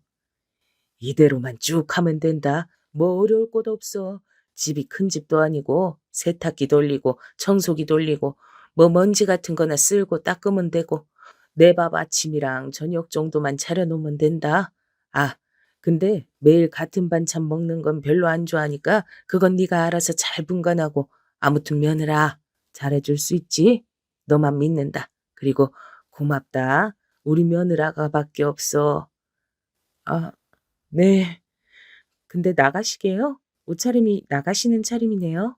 어, 나는 저녁에 잠깐 약속 있어 나가보마. 시아버지는 그 말씀을 남기고 나가버리셨습니다. 분명 전화로는 죽을 것 같은 목소리였는데 막상 오니 슬픔의 기색이라곤 온데간데 없었죠. 어머니를 잃어 외롭다 하신 분이 맞나 싶었습니다. 근데 더 가관이었던 건 시아버지께서 적어놓은 수첩을 들여다보니 별 기막힌 내용이 다 적혀 있더라고요. 옷 다리는 방법부터 시작해 자신이 좋아하는 반찬, 청소는 어떻게 해라 등등 별의별 것들이 디테일하게 기록돼 있었습니다. 아니, 이걸 지금 나보고 그대로 다 하라는 거야? 돈을 받는다 해도 때려치우고 싶은 힘든 강도의 일이었습니다. 그리고 사실 말이 쉬웠지 시댁의 30평대 집을 매일 쓸고 닦고 밥을 준비하고 갓난 아기까지 챙기는 거 그 자체로 정말 곤혹스러운 일이었어요. 저는 천천히 몸도 추스리고 우리 아기한테만 집중하며 평화로운 시간을 보내고 싶었는데 갑자기 스트레스가 확 몰려오더라고요. 그래도 떠난 시어머니를 생각하며 한 달 정도는 꾹 참고 그 모든 일들을 원하시는 대로 해드렸답니다. 그래, 조금만 참자. 덜 외롭다 하시면 그땐 미련 없이 나가면 되니까. 아침에 된장국이 싫다셔 김치찌개로 바꿨고 간이 또 안 맞다 어쩐다 이러쿵저러쿵 하시면 다시 끓여 내어드리고 시아버지 입맛도 보통 까다로운 게 아니었어요. 도대체 시어머니가 어떻게 이런 시아버지를 모시고 오랜 세월 살았나 싶었죠. 이때 저는 아마 슬슬 감을 잡았던 것 같습니다. 남편과 시어머니가 제겐 말하지 못한 무언가가 있다는 걸요. 근데 아무리 순하고 착한 사람도 지속해서 스트레스를 받으면 한 번은 폭발하잖아요. 시어머니를 생각해서 참았던 저도 결국 그러고 말았답니다. 아니, 아가, 너 도대체 집안 살림을 어떻게 하는 거냐? 찌개 맛이 왜 이래? 아니, 이 쉬운 찌개 하나를 끓이면서도 간도 하나 제대로 못 해내고, 나는 네가 집안에만 있는 애라길래 요리는 장금이 수준은 되는 줄 알았더니 웬걸. 아이고, 이럴 거면 밖에서 사 먹는 게 낫겠다. 아, 아버님, 제가 두세 번을 넘게 끓인 찌개예요. 아니, 물을 더 넣어 끓이라 해서 그렇게 했는데 뭐가 마음에 안 드신단 거예요? 아니면 구체적으로 말씀을 해 주시든가요. 저 아기 돌보는 것도 사실 힘든데 여기 와서 하고 있는 일이 정말 많아요. 예, 너 지금 시아버지한테 무슨 훈계라도 하는 거냐? 어디서 말대꾸하고 있어? 시부모 봉양하는 건 당연한 일이지. 여기 힘들단 소리가 왜 나오냐? 너 진짜 힘든 게 뭔지 몰라? 어디 한번 진짜 힘들게 해줘? 이 말을 하는 시아버지의 표정은 굉장히 험악했습니다. 마치 뭔가를 집어들고 저한테 던지시기라도 할 요량이었죠. 전 거기 너무 놀라 몸이 딱딱하게 굳어버렸고요. 사람이 공포를 느낀다는 게 이런 거구나 싶었습니다. 바로 몸이 굳는데 대꾸할 말이 떠오르질 않았어요. 저는 입을 꾹 다물고 나중에 저녁이 돼서 집으로 넘어가 남편에게 이 일을 모두 말했습니다. 저도 모르게 눈물이 나오더라고요. 여보, 아버님 정말 너무하신 거 아니야? 아까 진짜 무서웠다고. 내가 자기 말에 말대꾸 한마디 했다고 저런 모습 보이시는 거 나 처음 봐. 나 그 집에 못 있겠어. 우리 딸 생각해서라도 있으면 안 될 것 같아. 정말 못하겠어. 그러자 제 말에 남편의 표정이 바로 불그락 푸르락 변하더군요. 당장 아기를 데리고 집으로 오라며 자기가 아버지께 말하겠다고 하면서 직접 시댁으로 가 짐을 챙겼습니다. 다신 아버지한테 가지 마. 내가 단단히 말해둘 거야. 남편은 이 말만 남기곤 시아버지한테도 일방적으로 통보했습니다. 제가 다시 시댁에 건너갈 일은 없을 거라고요. 여기에 시아버진 혼자 길길이 날뛰어 난리가 나셨고요. 니들이 정녕 부모를 등 돌리는 거냐면서 말입니다. 하여간 저는 이 난리통에 정작 제 아이한텐 집중할 시간도 여력도 없었던 것 같습니다. 시간이 지날수록 남편과 시아버지 사이는 냉정이었습니다. 저는 진상이라 생각하고 대강 비위만 맞춰주자는 입장이었는데 남편은 시아버지를 혐오하는 수준이었거든요. 이야기만 나와도 말하기 싫은 표정이었어요. 명절도 가지 않았죠. 이쯤 되니 중간에서 제가 중재를 해야 할 것 같은데 두 사람이 도통 날이 서 있는 게 아니었거든요. 그러다 남편에게 제가 먼저 화해를 하라고 떠밀어 봤습니다. 물론 저도 좋아서 한 건 아니에요. 그저 불편해서 그랬던 것 뿐이죠. 여보, 아버님 지금 당신하고 말도 안 섞으려고 그러고 명절만 되면 내가 얼마나 눈치 보이나 몰라. 아버님은 더 이상 당신을 자식 취급도 안 하시겠다는데 그냥 당신이 눈 꼭 감고 먼저 용서 빌면 안 될까? 그러자 여기에 대한 남편의 대답은 화였습니다. 무슨 소리야? 내가 왜 빌어 빌긴. 당신이 그런 대접 받았는데 내가 어떻게 가만히 있어? 난 용서 못해. 아버지도 그렇고 아버지한테 당하고 살았던 어머니를 생각해서라도 안 돼. 그때 저는 너무 놀라 반문했습니다. 아버님한테 당했다니? 어머님이? 당신 그거 무슨 소리야? 그리고 저는 이때가 되어서야 남편에게 모든 진실을 들을 수 있었습니다. 진면목이었죠. 시아버지의. 어떻게 어디서부터 시작해야 할지 모르겠네요. 일단 가감없이 말해보자면 아버님은 남편의 어린 시절 그야말로 폭군이었다 합니다. 어느 정도의 폭군이었는진 남편의 울부짖는 말에서 대략 짐작할 수 있었어요. 일단 시아버지가 기분이 좋은 날은 술을 마시고 들어오는 날이었는데 그날을 제외하곤 모든 날이 지옥이었다 합니다. 집기들을 때려 부수는 건 기본이고 시어머니에게 손찌검을 하는 날도 많았다고요. 그러다 남편이 조금씩 커가며 엄마를 보호하려 하면 외려 그 손이 남편에게 날아가 언젠가는 중상을 입고 입원해야 했던 날도 있었다 합니다. 아직도 그날이 기억나. 잊질 못하니까. 내가 아버지한테 처음으로 반항한 날이었어. 근데 아버지가 그러더라. 어디 자식 새끼가 지 아비한테 말 듣고 하냐고. 그 말 듣고선 무진장 미친 듯이 얻어맞았어. 개처럼 소처럼 자식을 마구 두들겨 패는데 난 도저히 우리 아버지를 이해할 수가 없어. 그저 나와 엄마를 물건처럼 대하면서 매일 허리가 휘게 식당 일하는 엄마한테도 돈 벌어와라, 뭐 해와라, 명령질이나 하고 자긴 대장 노릇만 하려 했던 아버지를 어느 순간 이해하길 포기했어. 그게 맞아. 이해하길 포기했다는 게. 어떻게 아버지를 이해할 수 있었겠어? 차라리 나한텐 그러는 건 나아. 문제는 엄마한테까지 아버지가 함부로 굴었단 거지. 의처증까지 있어서 밤마다 엄마한테 다른 남자와 뒹굴었냐 뭐 했냐 추궁하면서 못살게 굴고 엄마가 흐느껴 오는 걸 본 적이 한두 번이 아니야. 그게 일상이었지. 난 그냥 벗어나고 싶었어. 그 지옥 속에서. 남편의 어린 시절은 그야말로 공포였어요. 공포 속에 온 가족이 살았던 거나 다름없었죠. 듣는 내내 저는 손이 부들부들 떨려 말조차 이을 수가 없었습니다. TV에서나 보던 일이 남편의 가족에게 있었던 일이라니 믿기가 힘들었어요. 그러다 먼저 세상을 떼신 고우신 우리 시어머니가 생각나더라고요.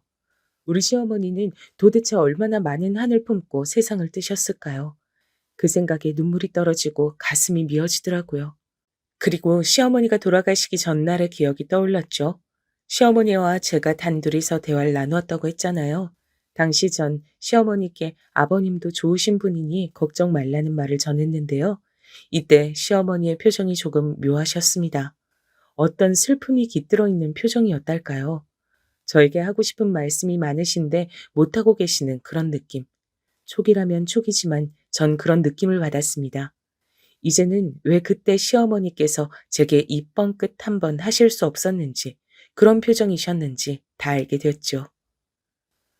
그럼 결국 아버님은 경제활동을 하나도 안 하셨고 어머님이 다 하셨단 얘기네? 근데도 자기가 다 먹여 살렸다면서 틈만 나면 줄절거리셨던 거고, 하, 기가 막혀.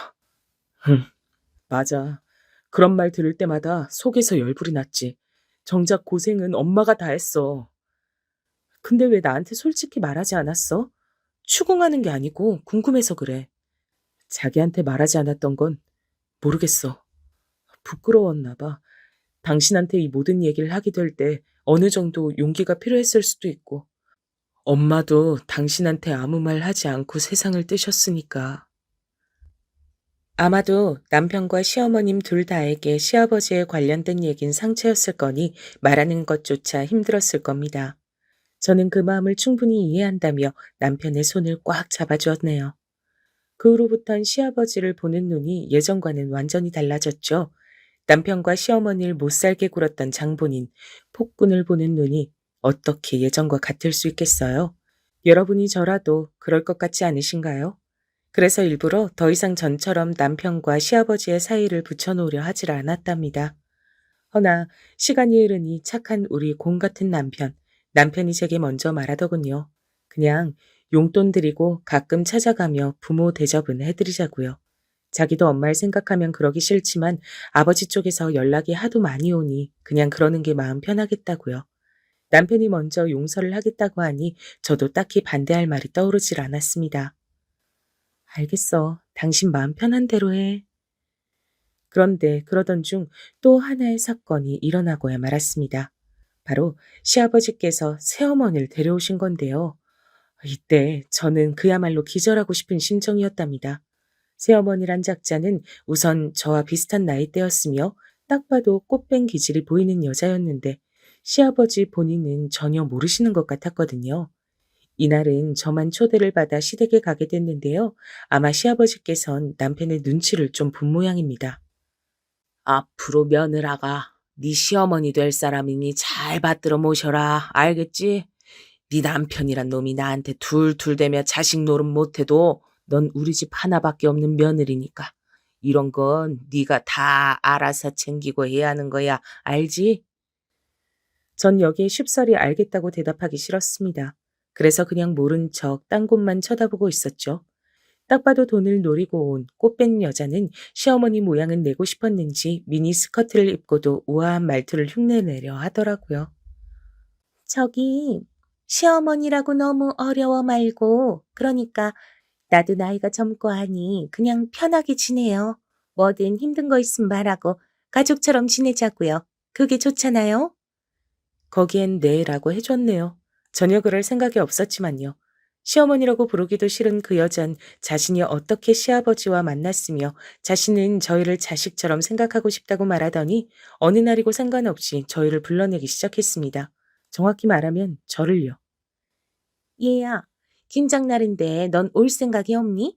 아니, 아직도 집에 있다고? 그걸 꼭 굳이 내 입으로 말해야 오는 거야? 안 되겠다. 네 시아버지한테 말해서 며느리 기강 좀 잡으라 그래야지 원. 내가 명색이 시어머니인데 이딴 식으로 대접받으면 나도 서럽고 속상하지. 벌써부터 눈물 나려 그러네. 아니, 제가 말씀드렸잖아요. 시간이 어렵다고요. 갑자기 이러시니 저야말로 당황스러운데요. 뭐라고? 갑자기 이런다니? 너 말 참 웃기게 한다.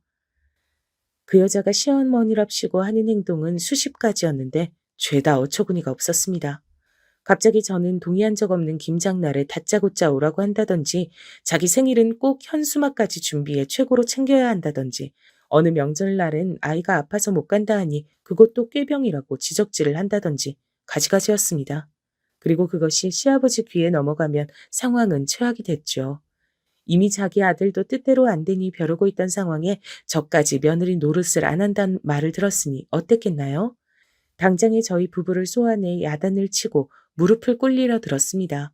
심지어 시아버진 옆에 있던 골프채까지 탁탁 소리나게 바닥을 쳐가며 훈계를 하더라고요.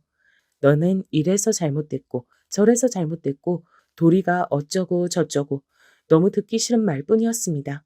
시어머니 살아계실 적, 남편 어렸을 적 가장 못나게 구셨던 분이 이제 와서 부모 대접은 받고 싶으시다고요? 저로선 용납할 수 없는 일이었죠. 저는 솔직해지기로 했습니다. 너 지금 아가 내 말 듣고 있는 거야? 도대체 어딜 보고 있어? 내가 말하지 않았냐? 네 시애미가 부르면 째깍째깍 달려오라고. 너 저번에 네 시애미랑 백화점 가서 물건 하나도 안 들고 그냥 가만히 서 있었다며? 내가 모를 줄 알았냐? 어디서 그런 가정교육 못 받은 들레고 앉아 있어? 시어머니께선 고세 그것을 이르신 모양이었습니다.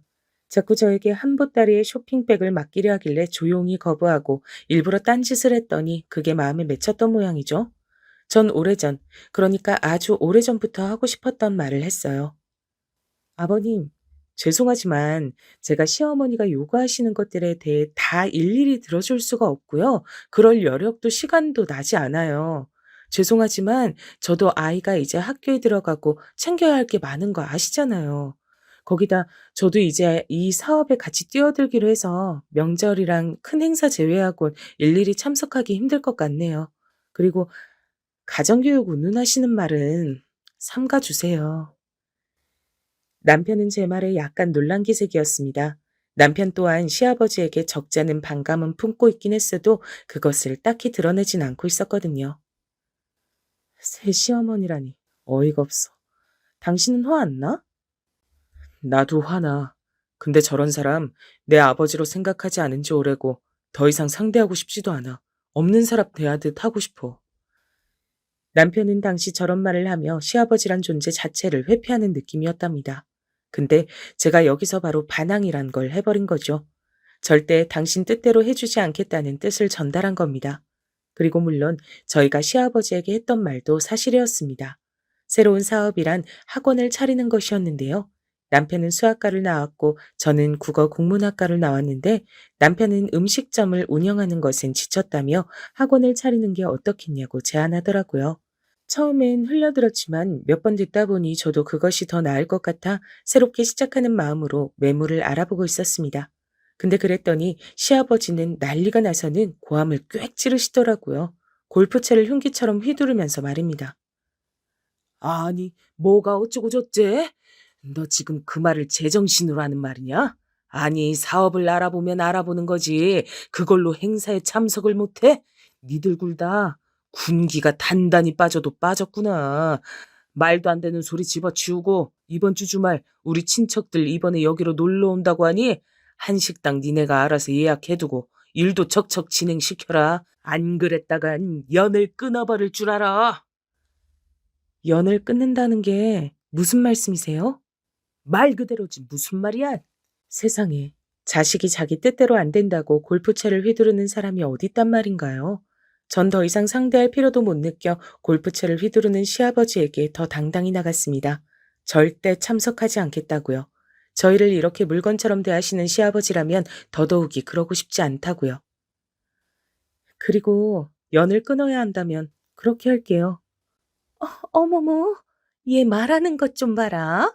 싸가지를 국에 밥 말아 처먹었나? 어디니 시아버지가 봉으로 보이냐?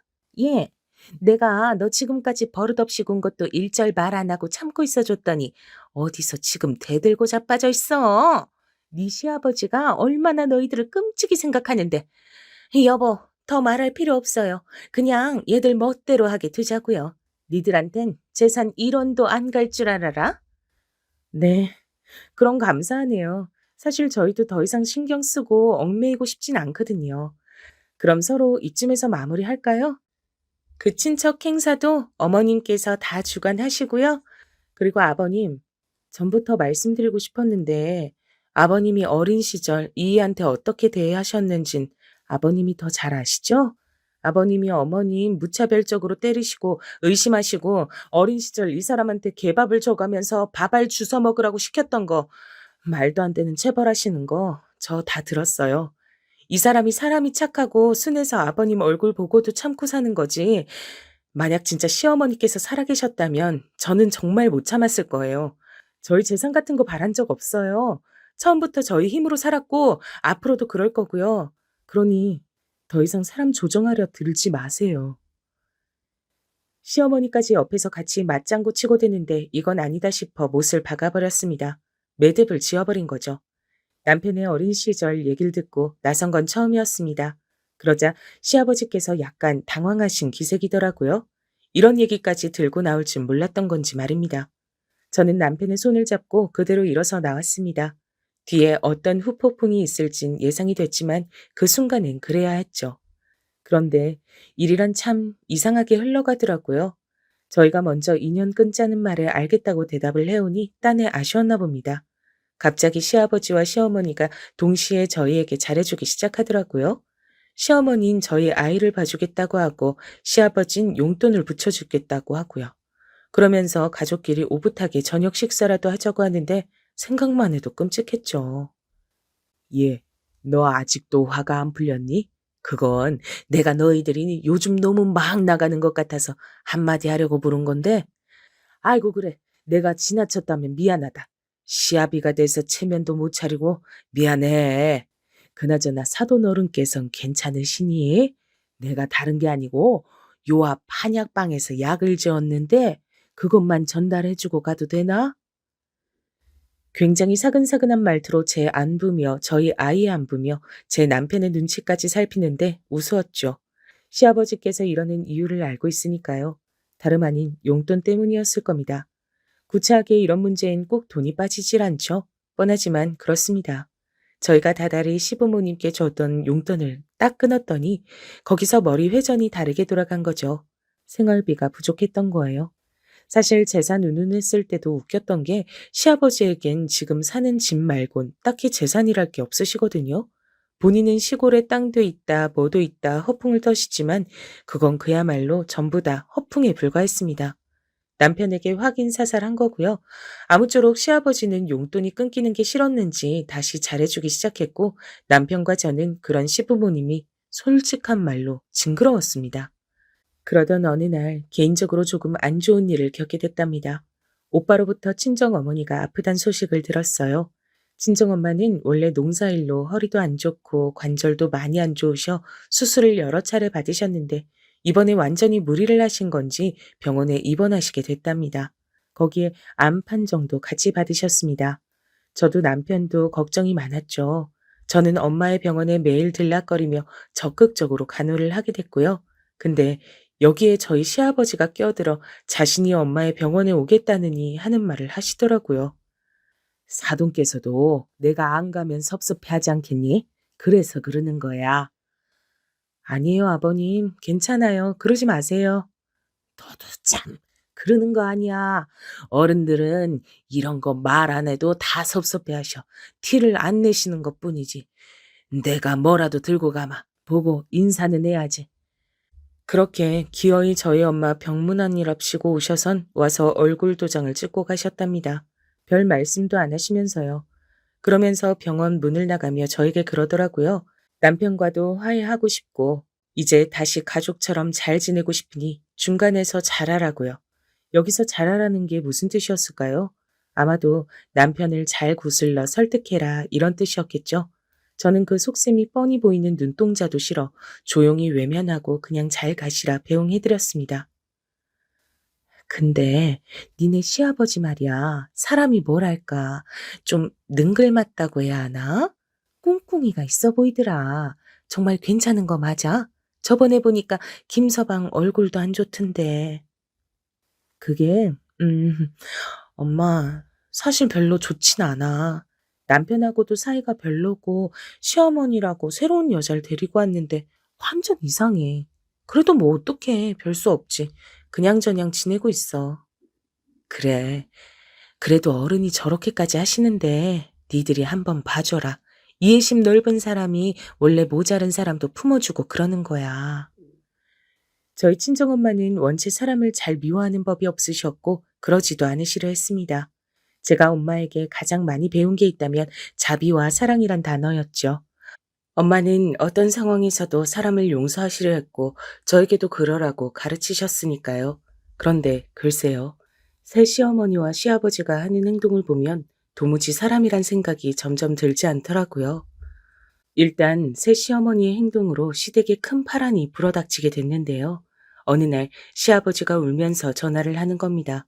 그것도 생전 말도 안 섞던 저희 남편에게 말입니다. 얘들아, 큰일 났다. 글쎄 미쳤나 봐. 이 여자가. 글쎄 내 통장에 있는 돈을 싸그리 인출하더니 갖고 날라버렸어. 어쩌면 좋으냐. 가진 것도 없는데 나는 뭐 먹고 살라고. 집 명의도 그 사람 걸로 해줬는데. 아이고 나 큰일 났다. 집도 팔아버렸어. 뭐라고요? 그거 진짜예요? 사실 예상하던 상황이 펼쳐진 거나 다름없었죠. 어차피 딱 봐도 꽃뱀처럼 돈 노리고 들어온 여자였으니 언젠간 이런 일이 벌어질 줄 알았답니다. 다만 시기가 너무 일러 놀랐던 것뿐이었어요. 시아버지는 이 일로 어떻게 하냐며 경찰서를 왔다 갔다 하시고 저희 집을 들락거리며 별 요란을 다 떨었습니다. 세상에 저희가 비밀번호를 안 알려주자 저희 딸애한테 물어서 비밀번호를 외워 막 치고 들어오시더라고요. 그러면서 또 술에 취해 자기 한탄을 늘여놓는 거죠. 그러더니 여기서 더 나아가선 이제는 집도 절도 없는 신세가 됐으니 저희 보고 책임지라고 하더라고요. 저희 집에서 지내겠단 말이죠. 안 되겠다. 나도 면목은 없고 그래. 내가 우리 아들 어린 시절 못해준 거 다 너무 미안하고 죄스럽고 잘못했다. 근데 어쩌겠니? 상황이 이렇게 된 거 그냥 지금은 니들이 날 좀 받아줘라. 방 하나만 내줘. 내가 우리 손녀랑 같이 방 쓰마. 어? 아니, 아버님 무슨 말이에요. 저희 딸 아직 어려요. 상황은 안 됐지만 저희도 솔직히 선뜻 안 된다는 말은 잘 안 나가더라고요. 정말 밉고 싫은 시아버지였지만 어쨌건 사기를 당해 저러고 길바닥에 떠앉을 처지가 됐으니 말입니다. 그래도 남편이 거절을 못할 것 같아 제가 대신 하려고 하는데 남편이 나서더라고요. 아버지, 안 돼요. 죄송하지만 저희도 지금 방이 많은 것도 아니고 우리 지연이도 낯선 할아버지랑 지내면 불편할 거예요. 아이고, 꼭 이래야 하냐. 내가 빌어야 돼. 미안하다니까. 내가 정말 큰 죄 지었다고. 동네 사람들 나와보세요. 다 나와보세요. 나 정말 억울합니다. 그러더니 시아버지는 갑자기 창문을 열고 자식이 자기를 버리려 한다면 떠들썩하게 소리를 지르기 시작했습니다. 너무 놀랐죠. 근데 뻔뻔하게도 계속해서 소리를 지르더라고요. 그 소리에 저희 딸아이가 놀라 나와서는 도대체 할아버지가 왜 저러냐고 묻는데 할 말이 없었답니다.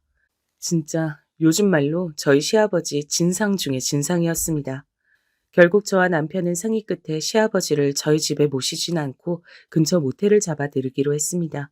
한 달 장기로 끊어드리기로 했고 비용은 저희가 부담하기로 했고요. 솔직히 만만치 않았지만 그 수밖엔 없었습니다.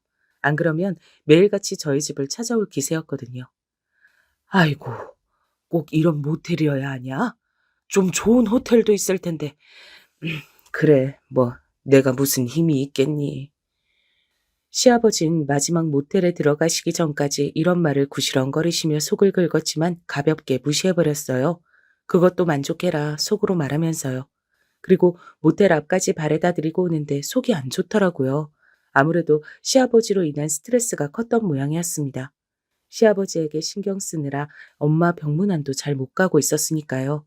그래서 다음 날부턴 엄마도 잘 챙겨드려야겠다 생각하며 집으로 향하고 있었죠.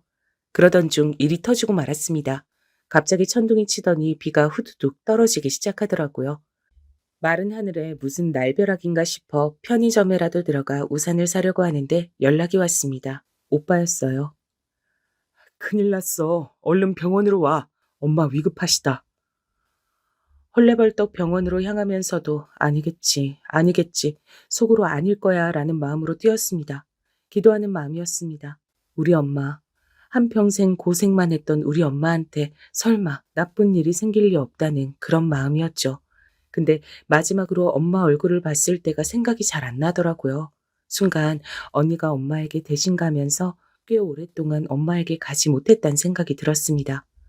도착했을 때 엄마는 중환자실에 가 있었고 의사에게선 상태가 아주 나빠졌단 말을 듣고야 말았습니다. 어쩌면 마지막을 준비해야 한다는 말까지도요. 말도 안 된다고 생각했지만 결국 일은 일대로 벌어졌어요. 엄마는 중환자실에서 몇 달 버티시더니 끝내 마지막을 앞두게 되셨습니다. 여보, 우리 엄마가... 저는 말을 다 잊지도 못하고 남편을 불렀어요. 어떻게 엄마와 마지막 인사를 나눌 수 있었는지 감정적으론 준비가 돼 있지 않았는데 해야만 하는 일이기에 눈물을 닦아내며 마지막 인사를 했던 것 같습니다. 그동안 엄마에게 너무 고마웠다고, 우리 가족 모두 엄마를 너무나 사랑했다고 엄마 편히 가라고요. 뒤범벅된 말을 하면서도 눈물이 계속 흐르고 감정을 주체할 수 없었습니다. 저희 남매 모두 마찬가지였죠.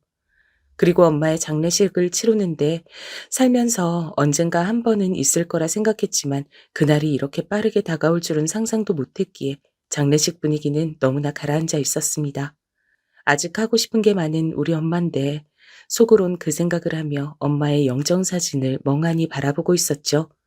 첫 번째 날 밤을 꼴딱 지샜을까요? 이튿날 되니 시아버지도 장례식에 오셨더라고요. 시아버지는 약간 긴장된 얼굴로 구두를 벗고 들어오시더니 저와 인사를 나누곤 갑자기 이런 말씀을 하시더군요. 그래, 많이 힘들겠구나. 아가, 나도 사돈이랑 얼굴 뵌 지가 얼마 안 됐는데 너무 당황스럽다. 네, 저도요. 와주셔서 감사합니다. 저기 근데 말이다. 너도 알겠지만 사돈 정도면 이만하면 호상이야. 사랑하는 딸 곁에서 편히 가셨자니. 그리고 오늘 용돈 주는 날인 거 알지? 용돈 꼭 입금해야 한다. 모텔에 있으니까 불편한 게 이만저만이 아니야. 물도 더럽고 바닥은 말도 못하고 매일 쓸고 닦는데도 남의 집처럼 얼마나 불편한지 용돈이라도 넉넉히 줘야 내가 기분 전환도 하고 밖이라도 나가고 하지. 아무튼 잊지 말아라. 아가 너만 믿는다. 그 순간 머릿속이 멍해졌습니다. 앞이 컴컴해졌다고 해야 할까요? 내가 무슨 말을 들었는지 모르겠더라고요.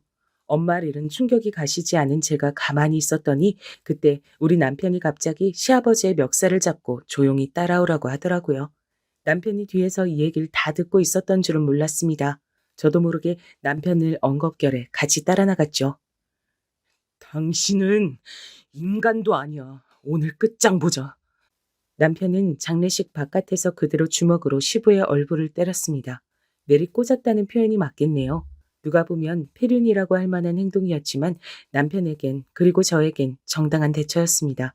그리고 나서 남편은 지금껏 가슴에 담아두고 있었던 한 맺힌 말들을 울부짖듯 쏟아냈어요. 당신이 우리 엄마와 나한테 한 짓, 나는 그 모든 것을 당하고 지켜보면서도 가만히 있었어. 당신이 내 아버지란 이유 하나만으로, 날 놔줬단 이유 하나만으로. 근데 천륜? 그딴 거 다 필요 없어. 당신은 인간도 아니야. 내 장모님에게 그런 말 하는 인간이 어떻게 인간이야? 이건 짐승이지. 뭐? 용돈? 이제 영원히 없을 거야. 당신을 구제해줄 사람은 영영 없을 거라고. 노숙자나 돼서 어디 한번 밑바닥까지 쳐봐. 저는 남편이 이 말을 뱉으면서 또 무르지 않을 거라고 생각했습니다. 성정이 착하고 연한 사람이었지만 악에 차 뱉었던 그 말에 너무나 큰 아픔과 고통, 그리고 더 참지 못하겠단 마음, 이 모든 게 담겨져 있었거든요. 시아버진 씩씩거리며 이 와중에도 자신이 뭘 잘못했냐고 하더라고요. 자식 새끼 이래서 키워줘도 소용없다는 거야. 뭐 노숙자? 이런 썩을 놈이 다 있나. 세상에 지아빌 노숙자 만들겠다는 자식이 어딨어? 그럼 자식을 마음껏 종부리듯 부리는 부모는 세상에 어딨답니까? 이제 그만 추접한 꼴 보이세요, 제발. 저희 엄마 장례식에 와서 뭐? 호상이요? 미치셨어요? 좋은 말로 할 때 가세요. 안 그러면 저 뭔 짓을 할지 몰라요. 남편과 저희 친정엄마의 사이가 좋았던 것도 좋았던 거지만 남편이 시아버지에게 감정이 좋지 않았던 이유, 바로 어린 시절부터 성인이 되어서까지도 내내 남편을 못살게 굴었던 점들이 모두 화해의 이유였겠죠. 아주 정당한 이유요. 저는 그때 약간 정신이 차려졌고 엄마의 장례식을 무사히 다 치러낼 수 있었습니다. 그날은 버럭 화를 내셨지만 그 후 시아버지는 잘못했다며 저희 집에 와서 빌고 또 나름대로의 방법을 쓰셨죠. 돈을 얻어내기 위해서였습니다. 얘들아, 나 버리지 마라. 어?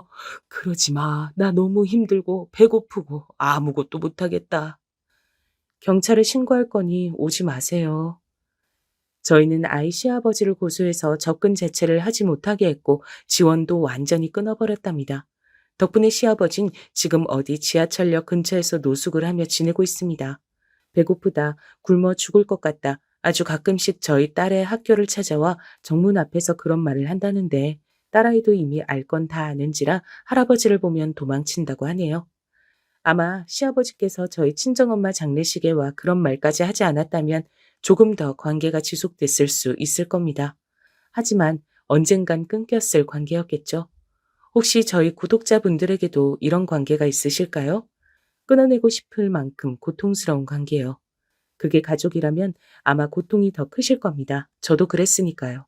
그저 저의 경험을 바탕으로 말씀드리고 싶은 게 있다면 여러분을 괴롭히게 하시는 관계라면 거리를 두시고 웬만하면 끊으시는 게 좋습니다.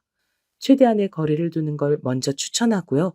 어차피 여러분에게 결국은 해만 주고 상처만 입힐 존재들이기 때문이죠.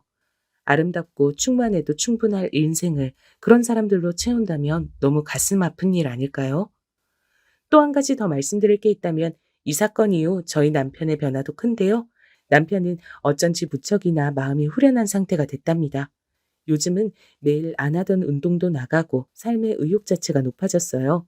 진지게 했어야 할 일을 너무 늦게 했다 하더라고요. 어렸을 때 어린 내가 엄마를 못 지켜줬을 때 내가 많이 미웠거든. 엄마가 돌아가셨을 때도 그랬고. 근데 참는 게 능사가 아니었어.